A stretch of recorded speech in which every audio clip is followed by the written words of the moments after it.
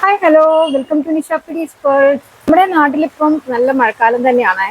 ഇപ്പോഴും ഇവിടെ മഴ പെയ്തുകൊണ്ടിരിക്കുകയാണ്. ഞാൻ വീഡിയോയിൽ കാണിച്ചു തരാം. മഴക്കാലം തുടങ്ങുമ്പോൾ തന്നെ നമുക്ക് അറിയാം എല്ലായിടത്തും പനീന്റെ ഒരു സമയമാണ്.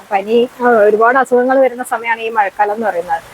അപ്പം നമുക്ക് ഏറ്റവും കൂടുതൽ വരുന്നത് പനി തന്നെയാണ്. അപ്പൊ പനി വരുമ്പോൾ അധിക പേരും സ്വയം ചികിത്സയാണ് ചെയ്യുന്നത്. അങ്ങനെ ഒരിക്കലും ചെയ്യരുത്. ഒരുപാട് ടൈപ്പ് പനി ഉള്ളതുകൊണ്ട് സ്വയം ചികിത്സിക്കരുത്, ഡോക്ടറെ തന്നെ കാണിക്കാം. അങ്ങനെ എൻ്റെ ഒരു റിലേറ്റീവിന് പനി വന്ന സമയത്തുണ്ടായ അനുഭവങ്ങൾ നിങ്ങളോട് പറയാൻ വേണ്ടിയിട്ട് അവർ പറഞ്ഞതാണ്. എന്തായാലും ചാനലിലൂടെ ആ വിവരം മറ്റുള്ളവർക്ക് കൂടി എത്തിക്കണം എന്ന് പറഞ്ഞതാണ്. അപ്പൊ അത് പ്രകാരമാണ് ഞാൻ ഈ വീഡിയോ ചെയ്യാമെന്ന് വിചാരിച്ചത്. അപ്പം അവര് പറഞ്ഞത് അവർക്ക് പനി വന്ന സമയത്ത് ഡോക്ടറെ കാണിച്ചിരുന്നു. അപ്പം ഇപ്പം വൈറൽ ഫീവറിന്റെ എല്ലാവർക്കും ഒരുവിധം എല്ലാ വീടുകളിലും വൈറൽ ഫീവർ ഒക്കെ ഉള്ള ആളുകളുണ്ട്. അപ്പൊ ഒരാൾക്ക് കിട്ടിക്കഴിഞ്ഞാൽ ഓട്ടോമാറ്റിക്കലി ഒരുപാട് ആൾക്കാർക്ക് പകരുന്നുണ്ട്. അപ്പൊ ആ ഒരു സമയത്ത് ഡോക്ടർ പറഞ്ഞത് വൈറൽ ഫീവർ ആണ് എന്ന് തന്നെയാണ് പറഞ്ഞത്. പിന്നെ അങ്ങനെ അവര് കാണിച്ച് മെഡിസിനൊക്കെ എടുത്തു വീട്ടിലേക്ക് പോന്നു. പക്ഷെ ഭയങ്കര ഹെഡേക്കും ബോഡി പെയിനും ഒക്കെ ആയിരുന്നു. പിന്നെ രണ്ടാമതും ഡോക്ടറെ പോയി കാണിക്കുകയാണ് ചെയ്തത്. അപ്പൊ ഡോക്ടർ അതെന്തായാലും 1 വീക്ക് എടുക്കും എന്നുള്ള ഇത് പറഞ്ഞുകൊണ്ട് തിരിച്ച് വീട്ടിലേക്ക് തന്നെ പോന്നു. തിരിച്ച് വീട്ടിൽ വന്നതിന് ശേഷം പിന്നീട് വോമിറ്റിംഗ് ഒക്കെ തുടങ്ങി. ഫാമിലി തന്നെയുള്ള ഡോക്ടർ പറഞ്ഞത് പ്രകാരം അവര് ഡെങ്കി ടെസ്റ്റ് ചെയ്യുകയാണ് ചെയ്തത്. അപ്പൊ ഡെങ്കിയുടെ പോസിറ്റീവായിട്ട് വന്നു. അപ്പൊ വേഗം അവര് തന്നെ നേരെ ഹോസ്പിറ്റലിൽ പോയി അഡ്മിറ്റ് ആവുകയാണ് ചെയ്തിട്ടുള്ളത്.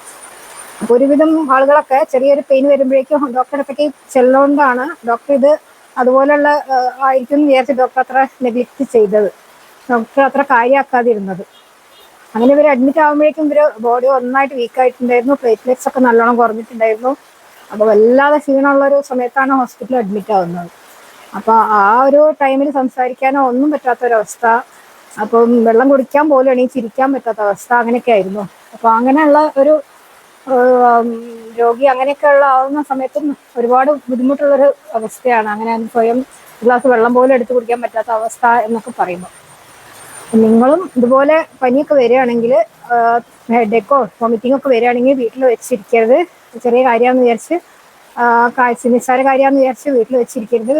പ്ലേറ്റ്ലെറ്റ്സ് ഒക്കെ ഒരുപാട് കുറഞ്ഞു കഴിഞ്ഞാൽ ഒരുപാട് പ്രശ്നങ്ങളൊക്കെ ഉള്ളതാണ്. അങ്ങനെ ഇവർ അഡ്മിറ്റ് ആയതിനു ശേഷം ഡോക്ടറുടെ മെഡിക്കേഷനും കാര്യങ്ങളും മെഡിസിനും ട്രിപ്പൊക്കെ കൊടുക്കാൻ തുടങ്ങി. അപ്പം സാധാരണ കുറേയൊക്കെ ബെറ്ററായി വന്നു. പിന്നെ അത് കൂടാതെ മെഡിസിൻ മാത്രം കൊടുത്തുകൊണ്ട് കാര്യമില്ല, നല്ല ഫുഡും വെള്ളം നല്ലോണം കുടിക്കാനായിട്ട് കൊടുക്കണം.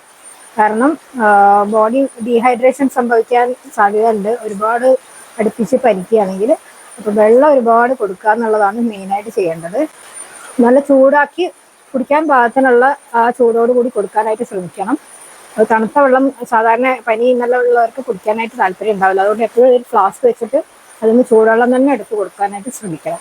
പിന്നെ അതുകൂടാതെ മുസമ്പി ജ്യൂസ്, ഇളനീരിൻ്റെ വെള്ളം അങ്ങനെ മാറി മാറി കൊടുക്കുകയാണെങ്കിൽ എന്തായാലും അവർ കുടിച്ചോളും. അല്ലാതെ വെള്ളം മാത്രം കൊടുക്കുകയാണെങ്കിൽ അവർക്ക് കുടിക്കാനൊരു മനസ്സും ഉണ്ടാവില്ല. നല്ല കിവിയുടെ ഫ്രൂട്ട്സ് കൊടുക്കുക, പിന്നെ മാതളം കൊടുക്കുക, ജ്യൂസായിട്ടോ അങ്ങനെയോ കൊടുക്കുക, പിന്നെ പപ്പായ കൊടുക്കുക. അങ്ങനെയുള്ള കാര്യങ്ങൾ ബോഡി ഡീഹൈഡ്രേഷൻ സംഭവിക്കാൻ സാധ്യതയുണ്ട്.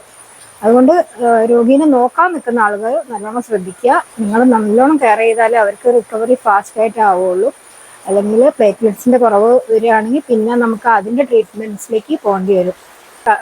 പ്ലേറ്റ്ലെറ്റ്സിൻ്റെ ട്രീറ്റ്മെൻറ്റിലേക്ക് പോകാതിരിക്കണമെങ്കിൽ നിങ്ങൾ കഴിയുന്നതും അവർക്ക് നല്ല വെള്ളം, നല്ല ഫ്രൂട്ട്സ്, നല്ല ഭക്ഷണം, ലൈറ്റായിട്ടുള്ള ഭക്ഷണം, ഒരുപാട് ദഹിക്കാൻ ബുദ്ധിമുട്ടുള്ള ഭക്ഷണം അല്ലാതെ ഇഡ്ഡലിയോ അങ്ങനെയുള്ള ആവിക്ക് വെച്ച ഭക്ഷണം അങ്ങനെയൊക്കെ കൊടുക്കാനായിട്ട് ശ്രമിക്കുക. പിന്നീട് മെയിനായിട്ട് പറയാനുള്ളത്, ഈ പനി വരുന്ന ഇഡീസ് കൊതു എന്ന് പറഞ്ഞാൽ കൊതുവാണല്ലോ. അപ്പോൾ നമുക്ക് വീടിൻ്റെ ചുറ്റും നല്ല വൃത്തിയാക്കി വെക്കാനായിട്ട് ശ്രമിക്കുക. വെള്ളം കെട്ടി നിർത്താതെ ശ്രദ്ധിക്കണം. എപ്പോഴും എന്നും രാവിലെ ഒന്ന് റൗണ്ട് ചെയ്ത് നോക്കണം. വീടിൻ്റെ ചുറ്റും എവിടെയെങ്കിലും വെള്ളം നിൽക്കുന്നുണ്ടോ എന്ന് നോക്കണം. നമ്മൾ കാരണം മറ്റുള്ള ആളുകൾക്കും ബുദ്ധിമുട്ട് വരരുത്. കാരണം കൊതു നമ്മുടെ വീട്ടിലല്ലല്ലോ നിൽക്കുക, അതിങ്ങനെ പറന്നു പോവുകയല്ലേ ചെയ്യുക. അപ്പോൾ നമ്മൾ ഓരോരുത്തരും നന്നായിട്ട് ശുചിത്വം പാലിക്കണം. വീടിൻ്റെ ചുറ്റും നടക്കണം, മുറ്റത്തും ചട്ടിയിലും അതുപോലെ പറമ്പിലൊക്കെ പോയി നോക്കിയിട്ട് അവിടെയൊക്കെ എന്തെങ്കിലും നിൽക്കുന്നുണ്ടെങ്കിൽ അത് ചിരട്ടയോ അങ്ങനെ എന്ത് സാധനങ്ങൾ ചെറിയൊരു മൂടിയാണെങ്കിൽ പോലും അത് കമത്തിയിടാനായിട്ട് ശ്രദ്ധിക്കുക. പിന്നീട് ശ്രദ്ധിക്കേണ്ടത് ഭാഗത്തേക്ക് കൊതു കയറാത്ത രീതിയിൽ, ഇത് പകല് കടിക്കുന്ന കൊതുവാണ് ഇത് പരത്തുന്നതെന്നാണ് പറഞ്ഞു കേട്ടിട്ടുള്ളത്. അപ്പം കഴിയുന്നതും വീടിൻ്റെ വിൻഡോസിനൊക്കെ നെറ്റ് വെക്കാനായിട്ട് ശ്രദ്ധിക്കുക. അപ്പോൾ ഒരു പരിധി വരെ നെറ്റ് വെക്കുകയാണെങ്കിൽ നമുക്ക് അകത്തേക്ക് കൊതു കയറാത്ത രീതിയിൽ നമുക്ക് നോക്കാവുന്നതാണ്. ഒരുപാട് വീഡിയോസിലൊക്കെ പപ്പായ ലീഫ് നല്ലതാണ് ഡെങ്കിക്ക് എന്ന് കണ്ടു. അപ്പം ഡോക്ടേഴ്സ് പിന്നെ അതൊന്നും സജസ്റ്റ് ചെയ്യില്ല. ഒരുവിധം ഭേദമായി വരുന്ന സമയത്ത് പനിയൊക്കെ കുറഞ്ഞിരുന്നു. അപ്പം കൗണ്ട് കൂടേണ്ട ആവശ്യം മാത്രമേ ഉണ്ടായിരുന്നുള്ളൂ. അപ്പോൾ കൗണ്ട് കൂടാനായിട്ട് ഞങ്ങൾ പപ്പായയുടെ ലീഫ് പപ്പായയുടെ ലീഫ് സോഫ്റ്റ് ആയിട്ടുള്ള ഭാഗങ്ങൾ, ലീഫ് മാത്രം അതന്നെ നല്ല അധികം മൂപ്പാവാത്ത ലീഫ് നോക്കി എടുക്കുക. എന്നിട്ട് അതിന്റെ ഭാഗങ്ങളൊക്കെ ബാക്കിയുള്ള ഉറപ്പുള്ള ഭാഗങ്ങളൊക്കെ ചെത്തി കളഞ്ഞിട്ട് ഇത് കഴുകി മിക്സിയിലിട്ട് അടിച്ച് കുറച്ച് വെള്ളം കൂടി കൂട്ടി ചൂടാറി തണുപ്പിച്ച വെള്ളം ഇട്ട് അടിക്കണം. എന്നിട്ട് അത് നല്ലോണം അരിച്ചെടുക്കണം. നല്ല തുണിയിലിട്ട് വെച്ച് നന്നായി അരിച്ചെടുത്തിട്ട് അതിൽ തിളപ്പിച്ചാറിയ വെള്ളം ഒഴിച്ചിട്ട് കുറേശ്ശെ കൊടുക്കുക, ഒരുപാട് കൊടുക്കരുത്, കുറേശ്ശായിട്ട് കൊടുക്കുക. അങ്ങനെയാണ് ഞങ്ങൾ കൊടുത്തിട്ടുള്ളത്. അങ്ങനെ 1-2 ദിവസം എപ്പോഴും കൊടുത്തിട്ടില്ല, വിട്ടുവിട്ടിട്ടേ കൊടുത്തിട്ടുള്ളൂ. അപ്പം ഒരു ചേഞ്ച് ഒക്കെ വന്നിരുന്നു. ഇനി ഡോക്ടേഴ്സിന്റെ മരുന്നുകൊണ്ടാണോ അതുകൊണ്ടാണോ അറിഞ്ഞൂടാ, ഞങ്ങൾ അങ്ങനെയും കൊടുത്തിരുന്നു.